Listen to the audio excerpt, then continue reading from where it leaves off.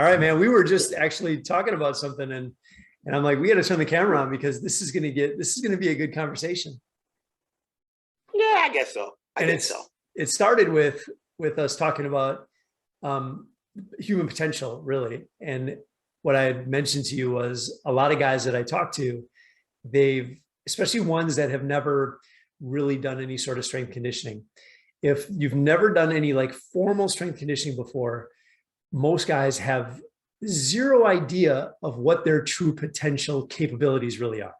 Like they don't really have like a sense of it, like even if you've gone to a gym and you've done some like everyday gym stuff, you really don't have a sense of like just how strong and how fit you can actually be. And then I gave you an example. I gave you an example of like the deadlift. Like I talk to people and I'm like, look, I believe that every adult male in the world, every adult male, like healthy, I gotta be careful, like every healthy, normal functioning adult male should be able to lift at least 200 pounds safely from the floor. And that like blows a lot of people's heads off. Well, at 200 pounds, again, like what I said was, if you get a 150-pound man and say, hey, you should be able to lift 200 pounds, be like, man, are you kidding? And then on the flip side, if you get a 240-pound man and you say, hey, you should be able to deadlift 200 pounds, they'll say, well, yeah, I could probably pick up 200 pounds. But it's more having the training, having the training to be able to lift 200 pounds because, yeah, the big 240-pound man, he'll go and pick up 200 pounds and, for the next 3 days, he can't walk because he pulled something in his back. Whereas the guy that weighs 150 pounds, 160 pounds, he couldn't budge, he couldn't roll the bar just because he doesn't have the physical size and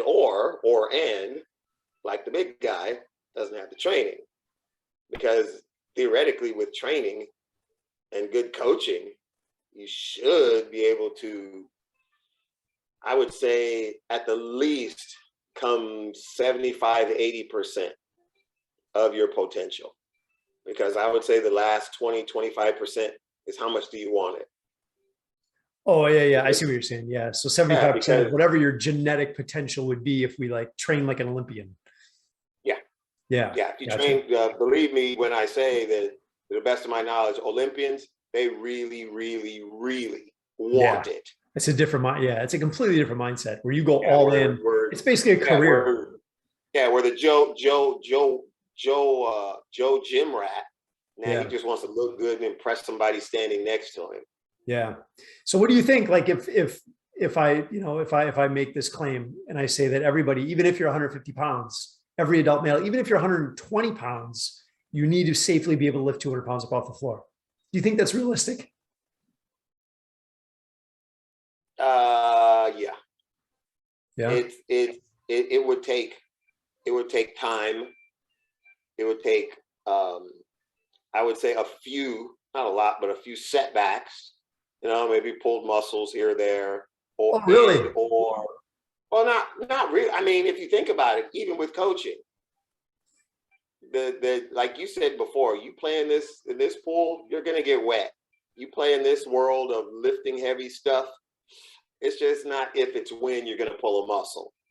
You might pull a muscle in your butt doing a deadlift, not your back. You might pull a hamstring doing a deadlift, not your back muscles. If you just one little slip in posture, one little slip in form, and the whole thing crumbles, and or you make compensations, and that compensation is going to pull somewhere where it shouldn't. So, you've hurt your back doing deadlifts, and so have I, and we've learned from it. But again, with enough coaching and time, and it took me probably the better part of 8-9 months, but I pulled a 285 and I'm 175. How long did it take you before you were able to deadlift 200 pounds? Do you remember it? Because I know it was a long time ago. Probably maybe it I think I pulled a 210 at the Red Dog. That was my 1 rep max. I have it written down somewhere. I pulled a 210. That might have taken me a year, but it was a year with, literally the coach standing over me saying, don't lift heavy, just take your time, go 10% more, go whatever, as opposed to me doing it myself, saying, oh, I got this. And then with the coach, they trained me on positions, posture, when to tense, when to pull hard, how to pull. So it probably took me the better part of a year to get 200 pounds. Did you have any blown out discs or anything on your way to 200? No, absolutely not. I didn't know. Believe it or not, and this might come as I give it just my bad assness and some good coaching.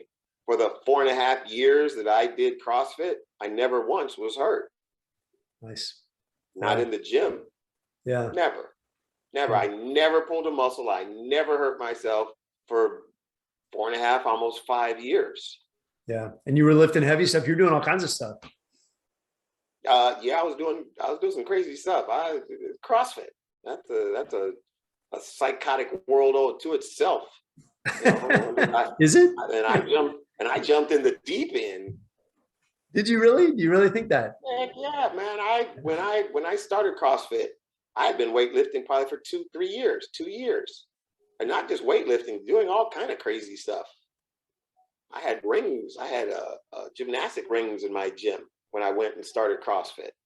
Yeah, you're one of the few. There's not too many people that had gymnastic rings. A lot of those TRX things, but the gymnastic rings are kind of the next level. Well, I never did the TRX. I wanted to. I just didn't want to afford it. And for Christmas one year, my wife got me some gymnastics rings, and I hung them the next day. Yeah, and gymnastic rings are, for the record, they're way better. Oh yeah, there's way better. Yeah, like they're cheaper. They were like $25. Yeah, dude, they're so much cheaper. They're so much better for many reasons, which we want to get into here. Yeah, and then my wife found me. She went online and downloaded it and printed it and put it in a nice booklet. 20 of the top 10, no, 20, the top 20 body weight exercises. Yeah. Yeah. Nice. Awesome.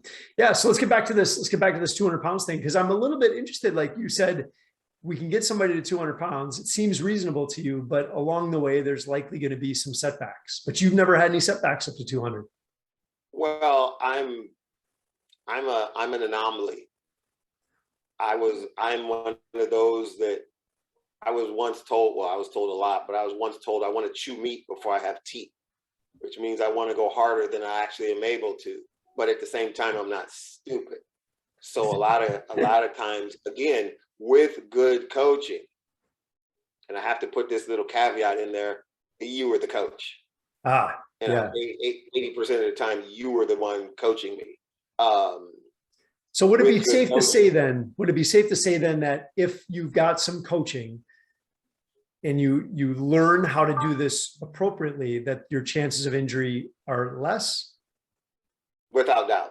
Oh, got it. Yeah. So you're saying just in general, because I was a little bit surprised, but I guess I didn't make that little caveat, like with good coaching. But if somebody just wants to lift 200 pounds, there's a chance that they're probably going to blow themselves up if they're just doing it on their own. Is that what you were saying? I don't want to put words in your mouth. Yeah.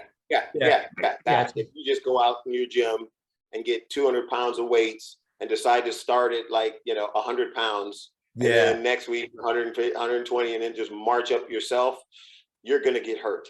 Yeah. Because if you don't know the proper form, the proper postures, how to pull, how to hold your chin, squat deep enough, you don't know that kind of stuff, it's going to bite you.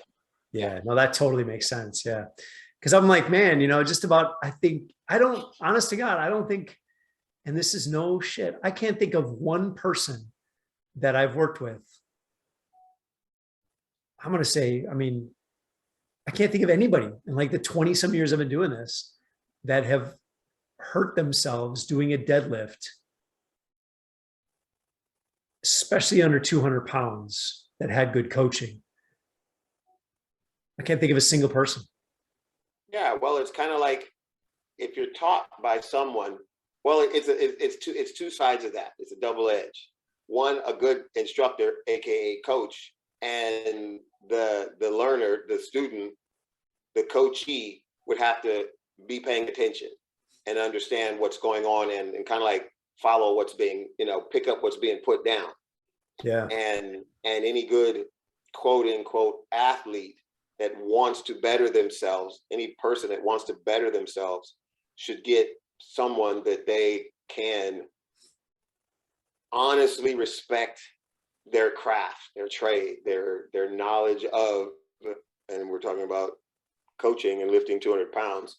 So get a coach that, kind of knows what they're talking about, and you understand and trust and believe what they're saying. Yeah. Because I can tell you I'm a coach. I'm not a coach. I know more than you, but that doesn't make me a coach. It just means I know more than you. So, and therein lies the question. If I know more than you, Joe, anybody, could I train you to lift the way I lift? Can I train you to lift 200 pounds? Tony? I think it's like this, the question of, do great athletes make great coaches? Kinda. I think in some, yeah. And I think that's a fair answer, at least in my opinion, it's a fair answer, because I think athletes have a ridiculous amount of the mindset stuff. Like, it's very inspiring. They've been there, they've done that. Like, they've got they've got this a really strong mental game to be able to get themselves to a level that you're probably looking up to some degree, right? You're probably saying, wow, that's amazing. If I want to learn anything, I want to learn it from you, because you've been to the Olympics and you're, whatever you're trying to achieve, you've been there. So I want you to coach me how to do that. The thing that I find can be a little bit problematic is coaching is a skill in and of itself. It's trying to take the knowledge and the expertise that you have from practicing, and it's delivering that in a meaningful way to someone else. It's having the language patterns. It's having the ability to talk to someone and to be able to get them to do what it is that is right. That's the hard part of coaching, is getting people to do the stuff, like teaching a deadlift.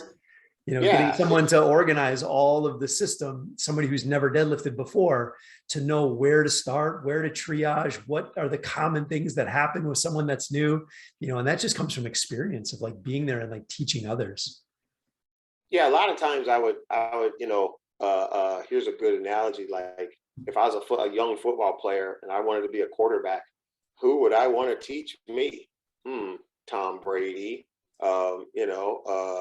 Roger Staubach,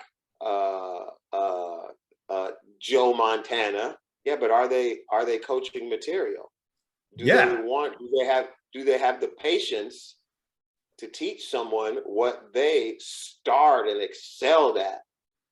Yeah. So a coach is not just someone that wants to get their knowledge to someone else. You have to want to be a coach. You have to have the patience and like you said, the skill in itself. And then you have to have a student or a person that really wants to learn the right way. And a lot of times the right way is just the way you say it, because I put my pants on left leg first. How do you put your pants on? Both legs. There you go. And they both work.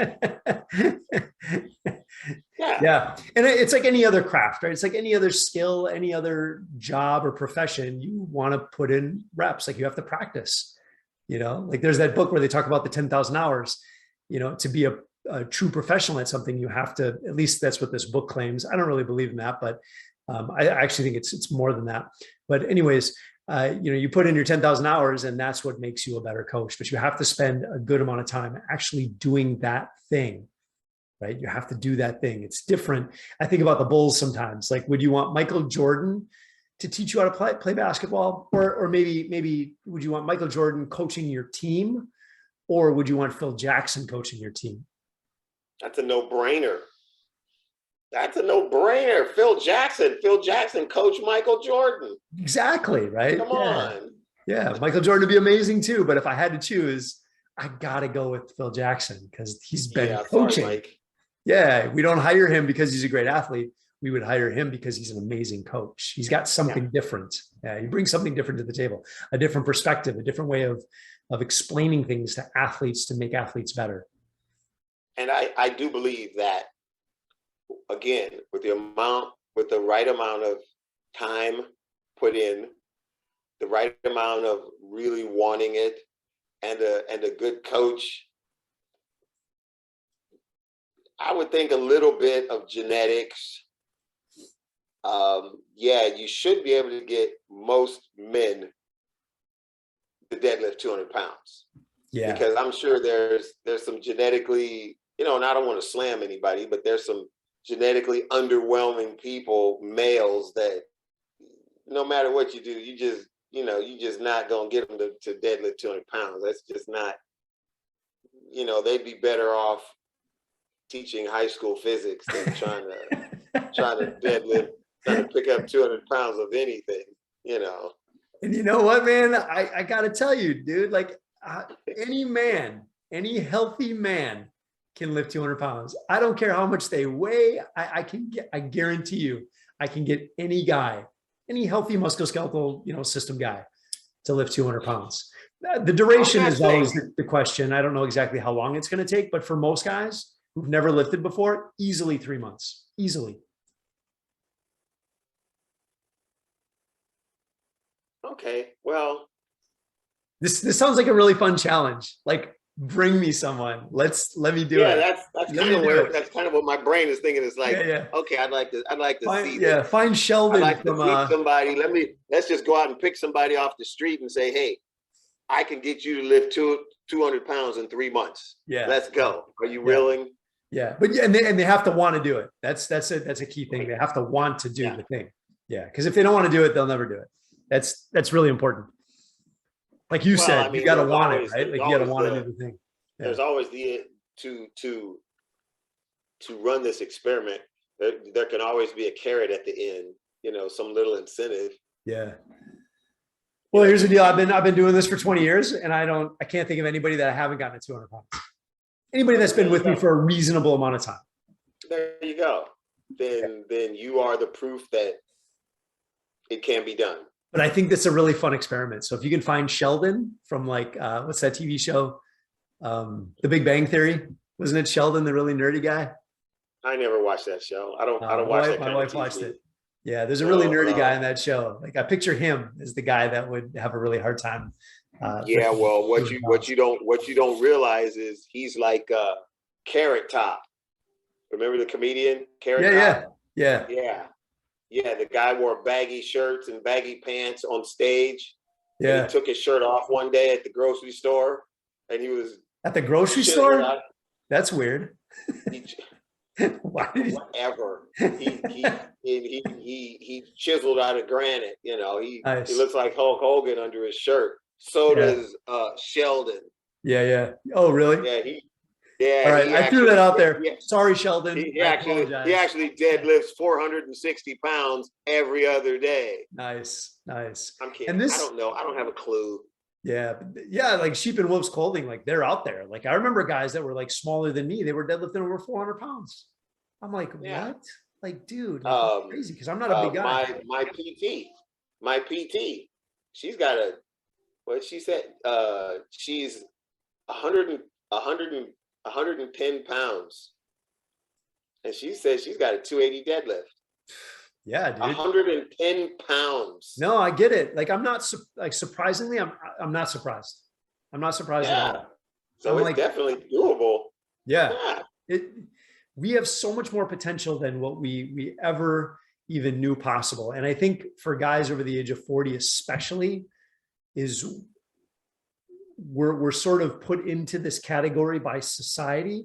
And then we also sort of put ourselves in this category in our own brains. We just kind of like the influence just kind of shifts our brain to thinking of ourselves as more of a fragile person. If you're in your 40s, your 50s, your 60s, maybe not so much in your 40s, but 50s, 60s plus, there's this mentality of like, I'm fragile, I'm old, I got to be more careful. I'm kind of a China doll. And if you go hire a personal trainer, they're going to treat you like a China doll because that's what we were taught back in the day. And that kind of frustrates the shit out of me.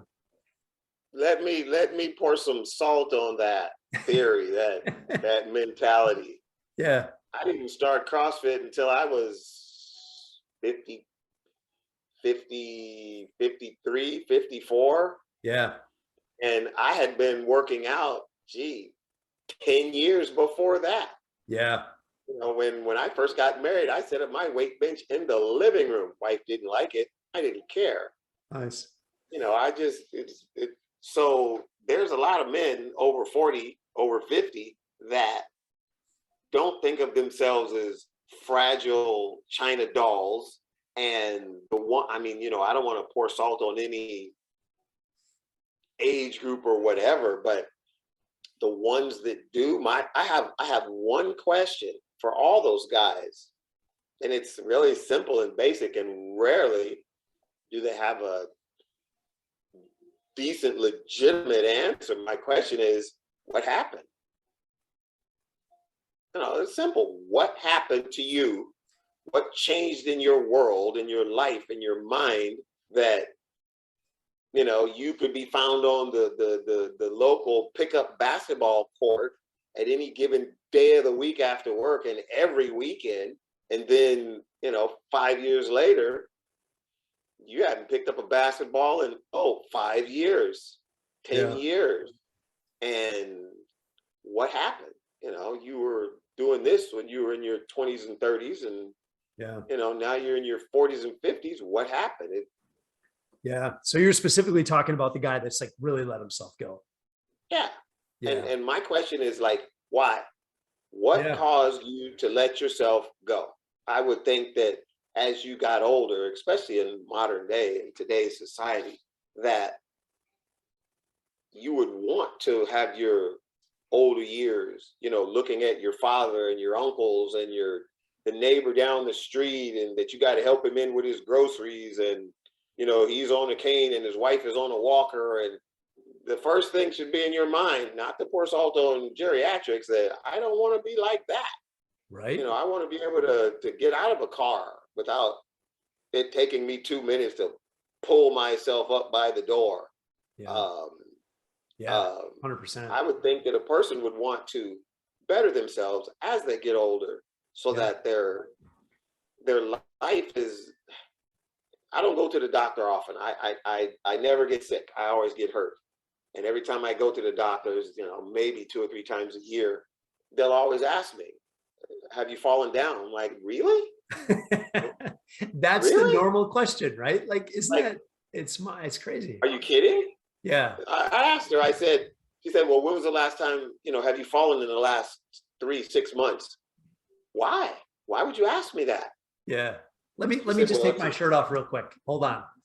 No, it's more like I haven't fell down, in 20 years, unless it's truly by accident. If I tripped over something, or, I don't fall down.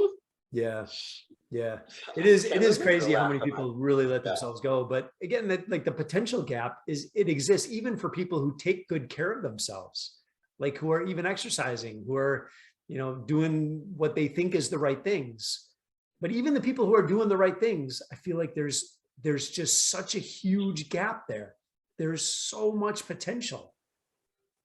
And well, again, I look at it, if I could say, I'm probably, just without anybody else watching me, just from my own point of view, I'm probably at maybe 70%.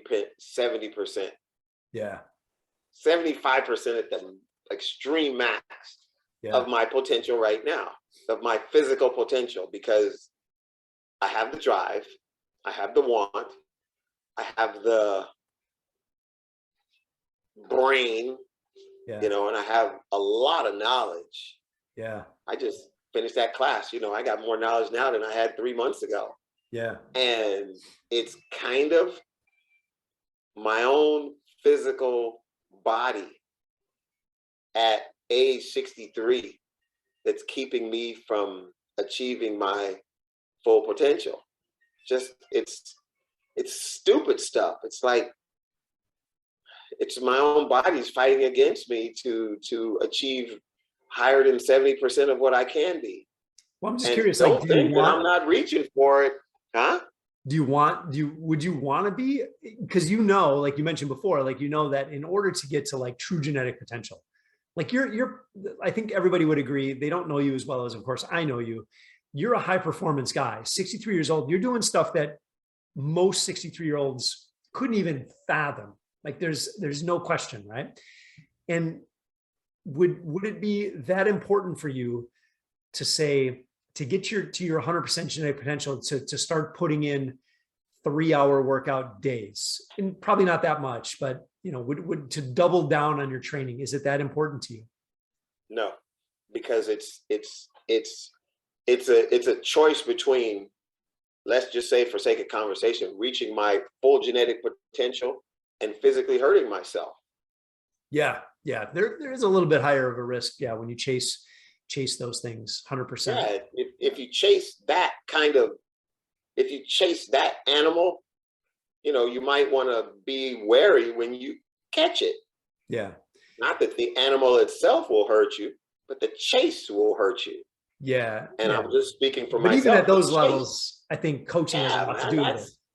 it's not, to me, I'm not okay at 70%. Let's just keep me at 70% for this conversation. Mhm. I'm not okay at 70%. What I will do is, rather than chase the 100%, I will be okay with, this month, I'll be at 70. 2 more months, I'll be at 73.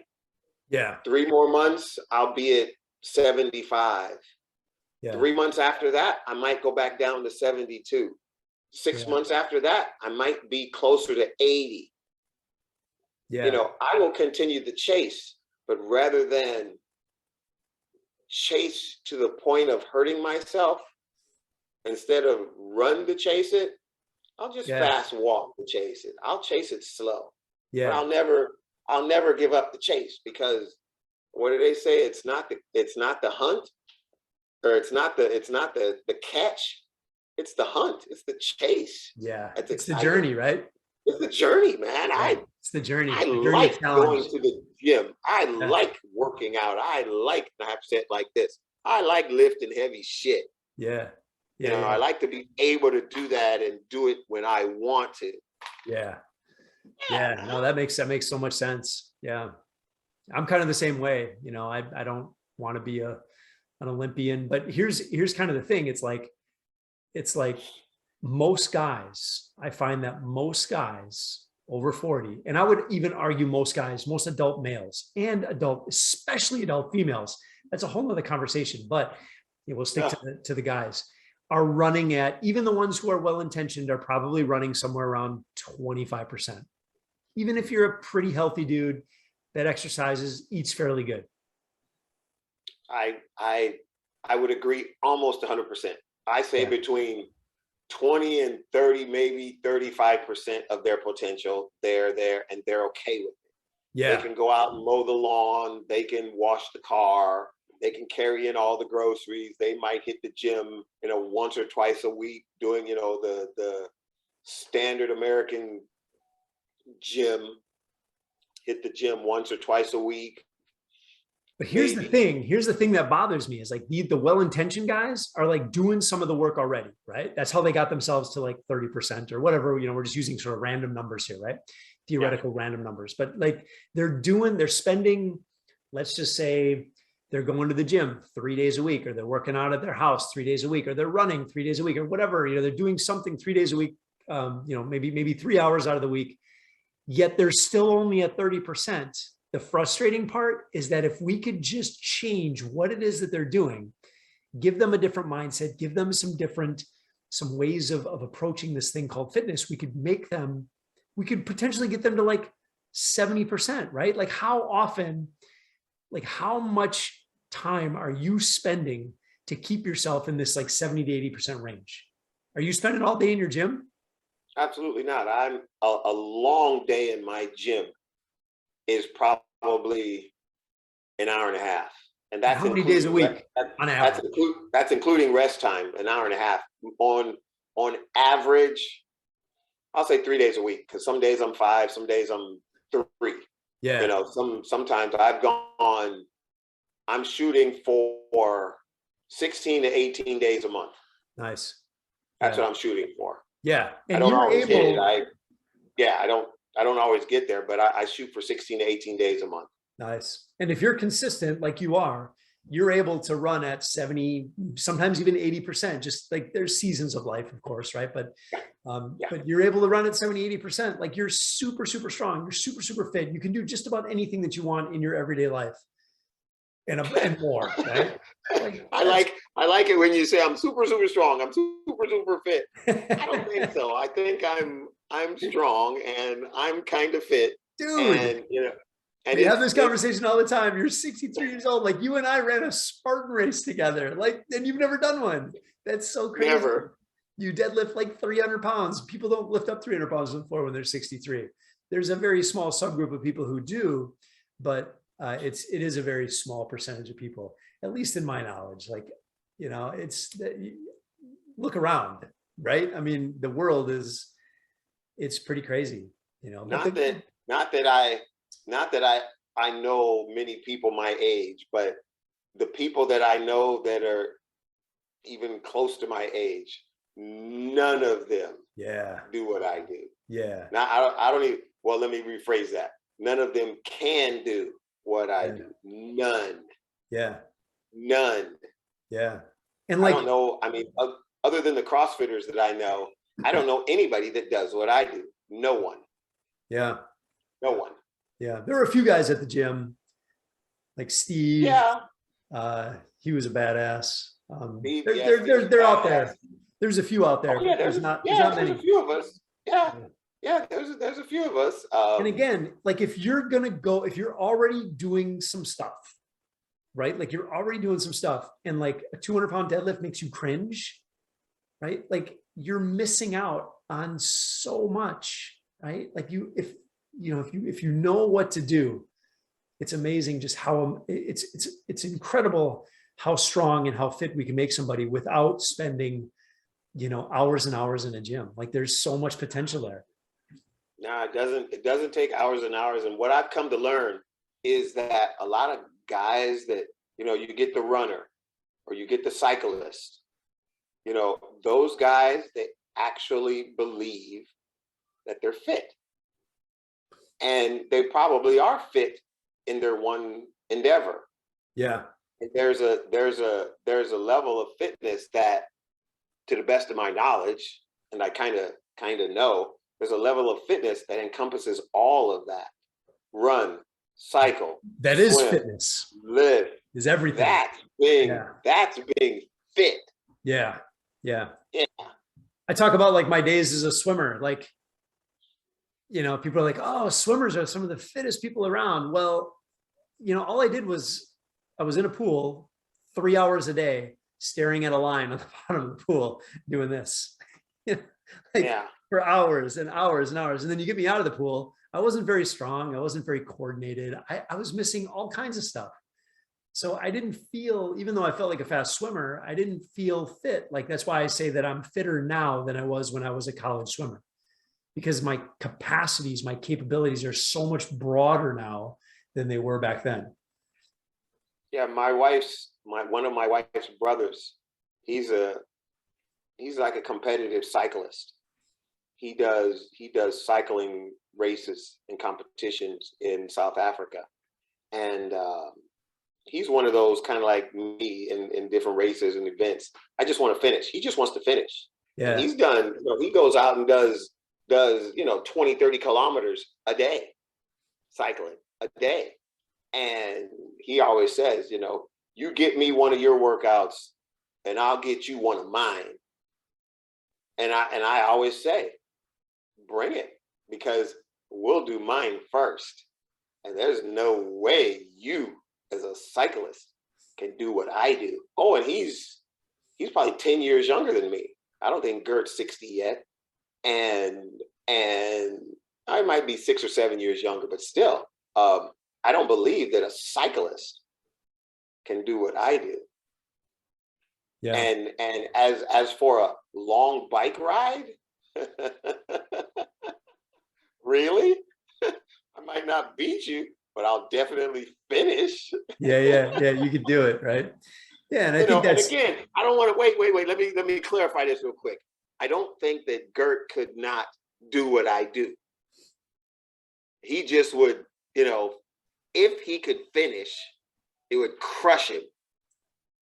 If he could finish. yeah, And I wouldn't even put a timer on what I do. It would just be, let's see how long it takes you to do XYZ. You know, let's see, let me get you a Jolus and see how long it takes you to do it. yeah, If you could even finish it today. yeah, Oh, now get me on a 30-kilometer bicycle ride. I'll finish it because yeah, it's just riding a bicycle. It's just a lot of leg work and not even much cardio unless it's uphill. yeah, yeah. Yeah. And it's not to say like, I think sometimes people get the impression, because I've gotten myself into a little bit of trouble with this before, but people think we're knocking cyclists. Are we No, knocking cyclists? not at all. No. Not at all. I mean, it takes a lot of grit to be a cyclist. You just Yeah. can't jump on a bike and ride 30 kilometers. You can't. Yeah. Yeah. Like we're not like cyclists or runners or anybody that has a sport that they absolutely love. What we're Yeah. really talking about is we're talking about fitness. And when you come from the world of strength conditioning, fitness is broad, right? It's not just one thing. It's being able to do lots of things. The only problem with general fitness is you never really master any one thing, right? You're never a master of anything, but you're kind of like the all-around person. But when you're truly fit, you have the capacity to do most things. We want you strong. We want you to have a gas tank. We want you to be able to move well. We want you to have coordination and balance and power development. And we want all the things. We don't just want endurance. We don't just want to be a weightlifter. We want all of it. We want everything. We want our body from the toenails to the fingernails to work like a well-oiled machine, no matter what the task is. Right? Like that's what we're talking about when we're talking about fitness. Well, fitness is again, a lot of people, like I said, that ride bikes, cyclists and runners and swimmers, they will say, if you ask them, hey, are you fit? They will answer you without any hesitation. Yes, I'm fit. I run, 10 miles a day. I cycle 30 kilometers a day. You're fit. I'm not going to debate that. But, how many push-ups can you do? Can you deadlift 200 pounds? Yeah. There's a fitness. Strength and conditioning is just that, being strong and well conditioned. Yeah, it's a foundation that lends itself well to any and all physical activities. That's what we're chasing. Yeah, and I think that a lot of it, most men that consider themselves fit in any one or two things, it wouldn't take much to make them more fit. Yeah, more strong. That's exactly what we're talking about, right? Like there's that big potential gap. Like people don't really know what to do to get fit. And all of a sudden, like, because I've been doing this for so long, we've come up with this proprietary process that we use. I call it the one muscle method. And like, we can half the time, if you're already spending an hour, 3 days a week in the gym, let's get you dialed in and doing the right stuff so that we can close this potential gap. We can give you this element of fitness where you're just sort of ready for anything. Like that's what we want to do. We want all of it. Well, to me, it comes down to one thing, but this is just the key thing. You got to want it. Yeah, totally got to want it. Yep. Yeah. If you don't want it, then you'll not to pour salt, but if you don't want it, you'll just stay a runner. You'll just stay a cyclist. You'll just stay a swimmer. If that's what ain't nothing wrong with that. Yeah, that's all good. Like if that's what you want, it's all good. Yep. Like we love you. We love you. Yep. Yeah. Welcome. We'll let you stand on the outside and look in. but at least we're letting you look in. This is what fitness looks like, and you're just a runner. I can run with you, maybe not as far. Yeah. I can run with you. Yeah. So we'll let you stand at the door and look in to the world of fitness. But here we are the ones that are good at nothing but good at everything. Right. Yeah. We're masters of nothing but good at everything. Yes, exactly. Isn't that what I just said? Masters of everything and good at nothing. Yeah. I think you said that wrong. No, I said it right. Yeah. But I mean, you can even see, like, even if you are, let's say you are somebody who really loves running and you love being a competitive runner, or you really love being a triathlete and you're a competitive triathlete, or you really love being a biker and you want to be a better biker, you compete, right? If you're someone who's serious about a certain sport, it's almost like essential that you get yourself into a strength conditioning program. Because if you're not doing some sort of more broad general fitness type stuff, there's a huge potential gap for you in the performance of your sport. It's why colleges now have strength conditioning coaches for their athletes. Like, part of being an athlete now, at least at the Division I level, is like you have to go do something besides just your sport. You got to go to the gym and you got to work with your strength conditioning coach to develop your fitness. Well, yeah, because it makes better athletes. It would make you a better athlete at your sport. Yeah. If you were stronger. Yes. That broad general fitness is so valuable that if you go to a reasonable school, especially if it's a Division I school, you are required to do that. And that was not the case even like 25, 30 years ago. Like, strength conditioning was kind of like I just swim. Now it's like, look, we understand the value of it. It's so important that if you're a serious athlete, you have to do some form of strength conditioning. You have to build some general fitness. Yeah, but a lot of guys, they're not serious athletes. They're weekend warriors. They ride. Where I live, man, I could go out here and see 8-10 guys riding a bike on a Saturday morning. Riding on the 98 heading towards Durham. Yeah.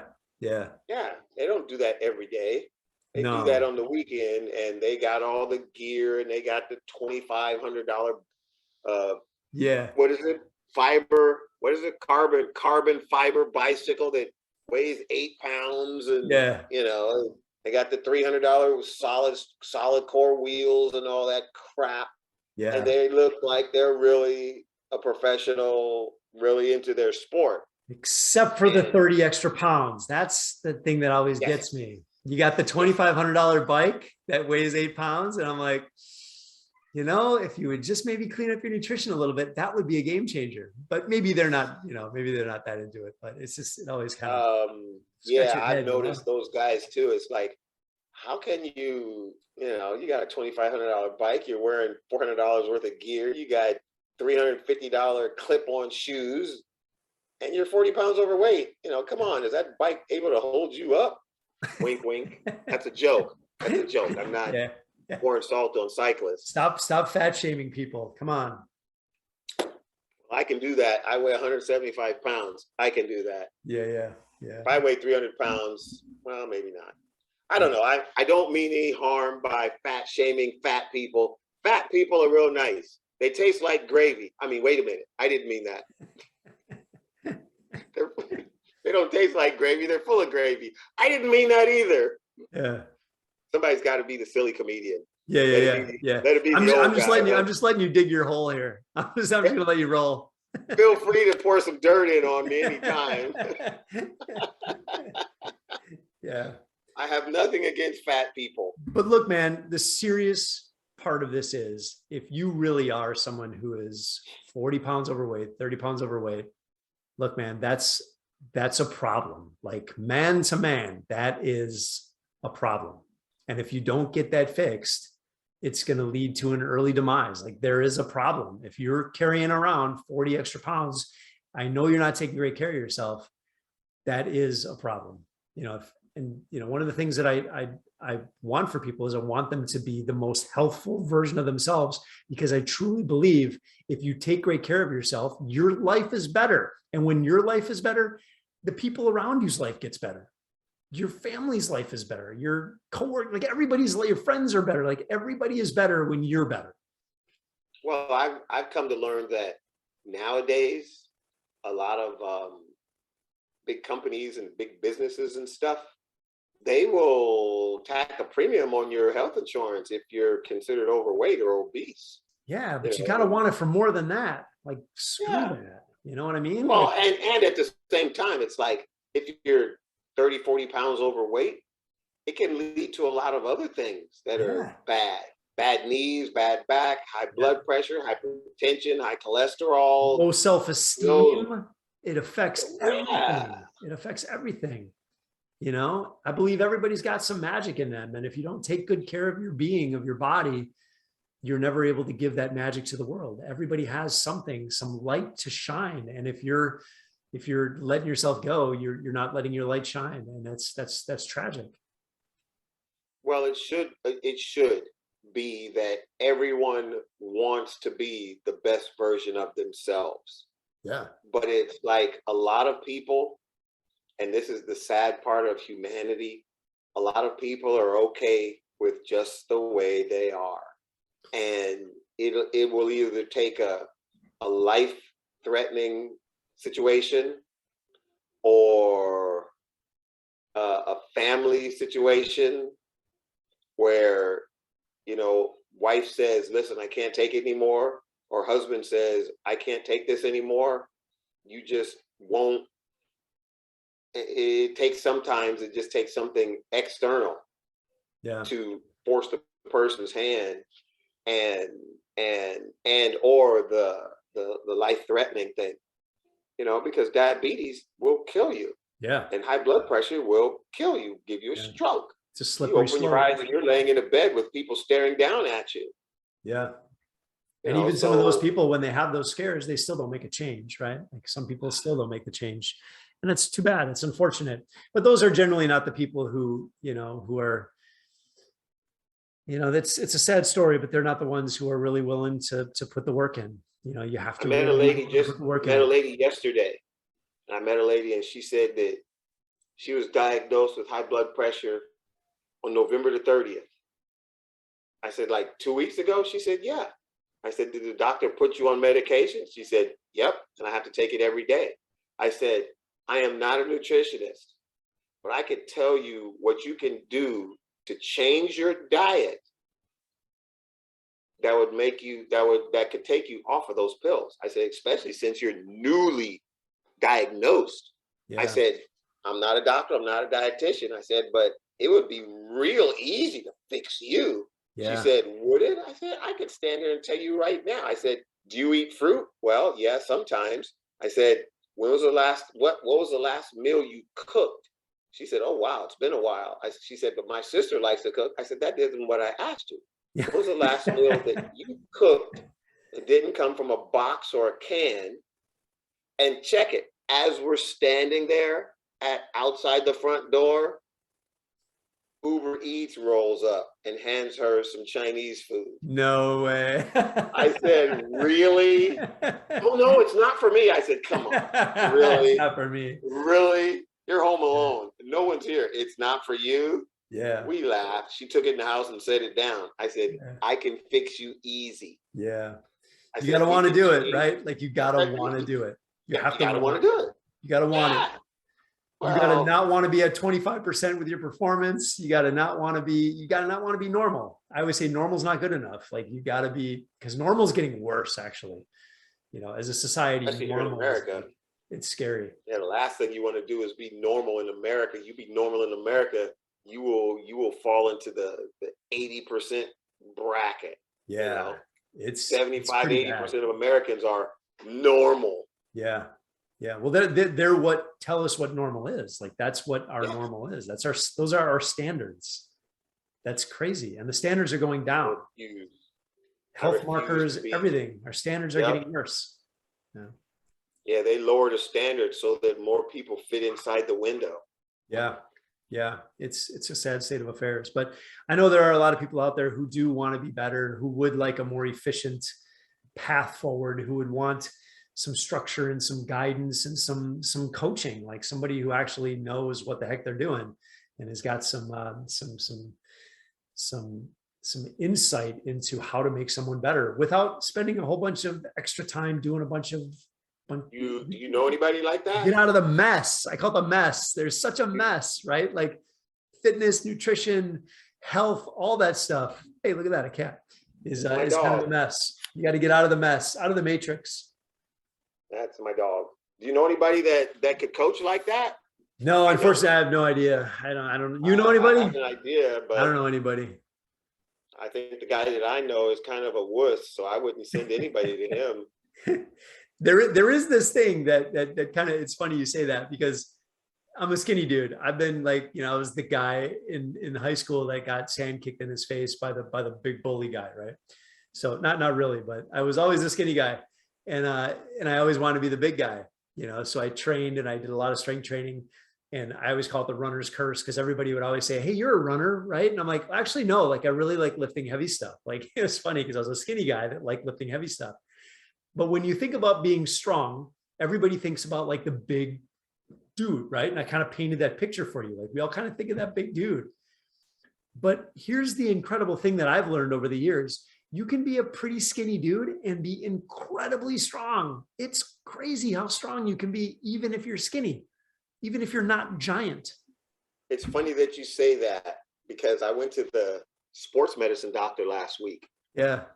and this guy is a ex college hockey player, and he's in his mid 50s, and he still plays on an adult male league. And he said, he's checking out my costochondritis issue, and he said, "Take your shirt off." And I'm like, "Sure, no problem," and he's gonna poke around on me and whatever. Yeah. And we're sitting there talking, and my wife's sitting in there right there in the chair, and he says, "You're a skinny guy." I said, "Skinny?" He said, "Well," and he was like, "Well, yeah, you are." He said, "But don't get me wrong." He said, "You're quite muscle." He said, "You're quite muscular." Yeah. He said, "I would assume that you're probably quite strong." He said, "But yeah, there's not a whole lot of you." And I said, "But I have muscles." He said, "You're well muscled." I said, "How do you know if I'm skinny?" And he walked over to me and he said, "This right here, and this right here, and this over here." He said, that right there tells me that you're quite muscled up Yeah. Yeah. for a skinny guy. He said, Yeah.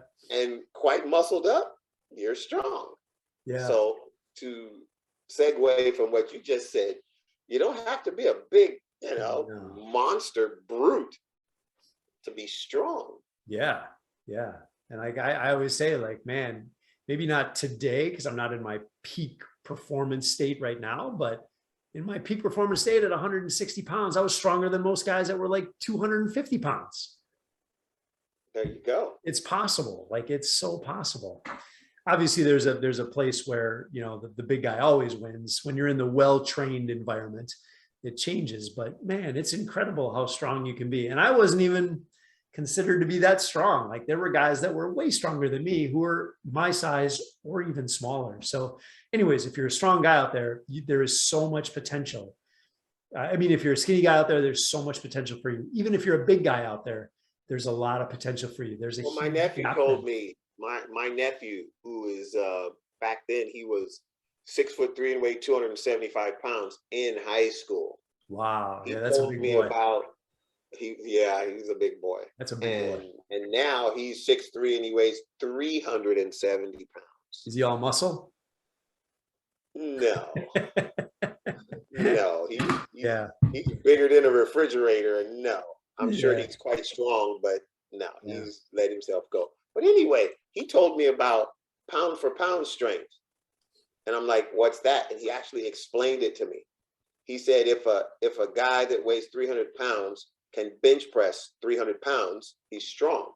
Well, if a guy that weighs 150 pounds and can bench press 150 pounds, he said, pound for pound, they're equally strong. He said, if the guy weighs 150 pounds and can bench press 200 pounds, and the guy that weighs 300 pounds can only bench press 300 pounds, he said, pound for pound, the smaller guy is stronger than the bigger guy. Yeah. So you don't necessarily have to be a big, huge brute to be considered strong. Yeah. Yeah. You're right. You're right. Yeah. It's basically just But how at much the end of weight the you can push day, around.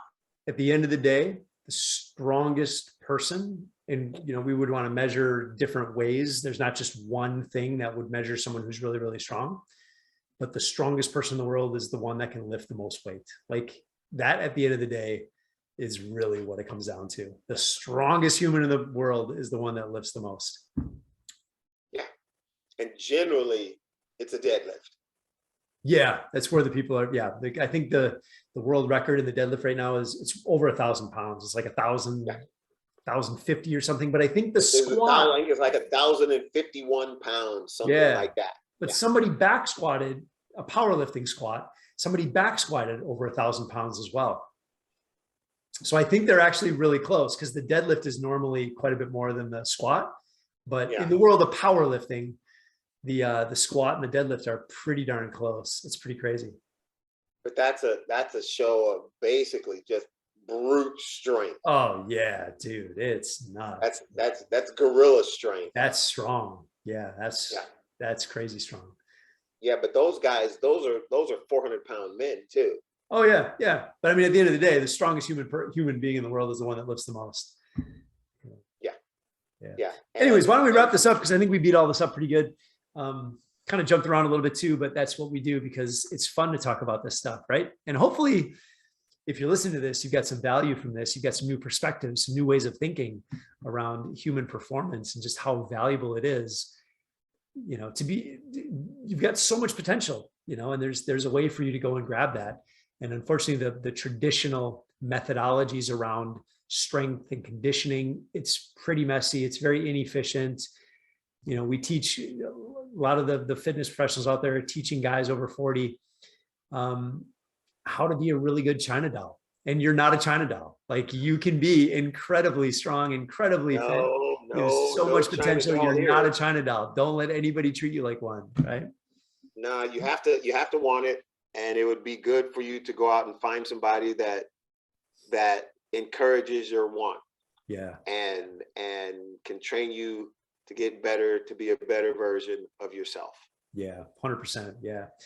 All right. And if that sounds like you, go ahead and reach out to us. There should be a way to reach out to us. We can help you on the journey. But the first thing we always got to do is we got to find out kind of where you're at, right? Anybody that we work with, we want to figure out where are you at right now and what's got you stuck? And then ultimately, what would you want to achieve? You know, and some people, they don't even really know. They're like, I don't really know what I'm capable of, you know, and that's kind of a fun conversation to have because I promise you, you're capable of way more than probably what you're doing right now. There's a gap. Yeah. So give us, Tony, us a call or reach out and let us help you be a better version of yourself. Yeah, let's rock and roll. Let's do this thing. All righty. So I will thank you. We'll talk again very soon. Let's do another one of these. You rock. Sure enough. I'm out. Adios.